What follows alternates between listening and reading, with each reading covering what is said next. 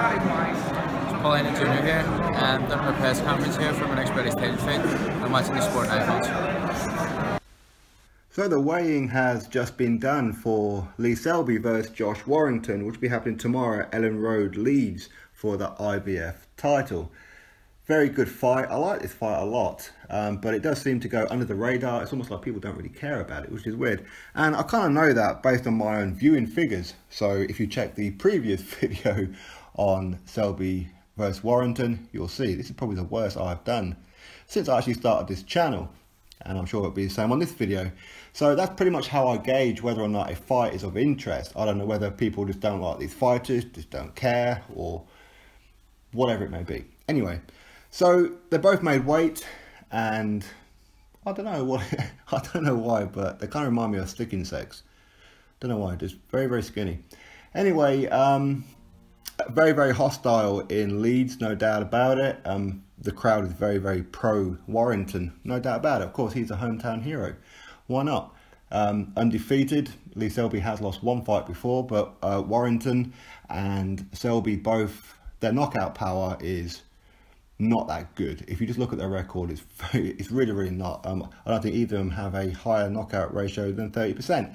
But that would probably suggest that this got 12 rounds written all over it, right? Well, maybe. I like this fight. I do. And I am picking Lee Selby to win. Not necessarily because I want him to win, not at all. I just think based on experience of title fights and big fight night experience, I think Lee Selby could be the one. Now, Josh Warrington, very, very skilled, very, very good, and he's going to give a very good account of himself. And I'm expecting a very close fight, to be honest. But for me, I think psychologically, I think Lee Selby has the edge on Josh Warrington this one, because Warrington, he's talking a lot, too much, and he's not making silly noises when he's like facing off with Lee Selby, and that suggests to me, I'm not a psychologist, okay, but that suggests to me that he's not confident. He's just he's desperate to try and get into the head of Lee Selby.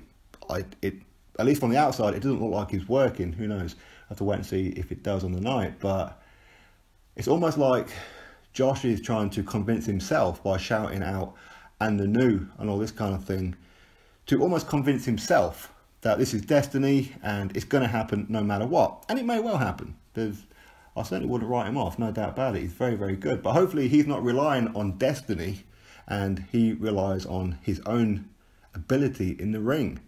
That's what he really needs to be going for. Of course, Frank Warren wants Josh Warrington to win because Selby, he is part of the Frank Warren stable, but on like a fight-by-fight basis, I think. So, whereas Josh Warrington, formerly John Warrington, is...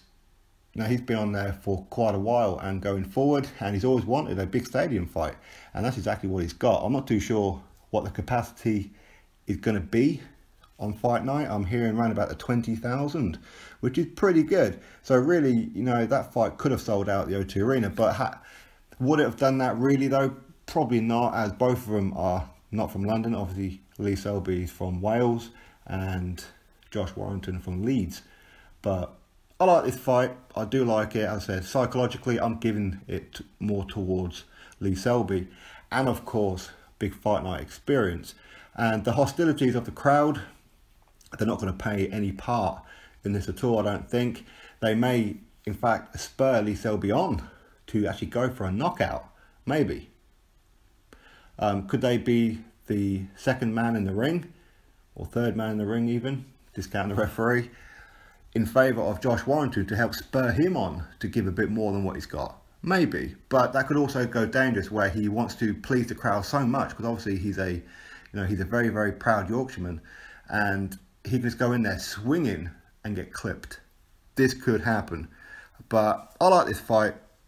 I think the fight's going to be pretty close, but I do think Lee Selby's just going to edge it. I really do.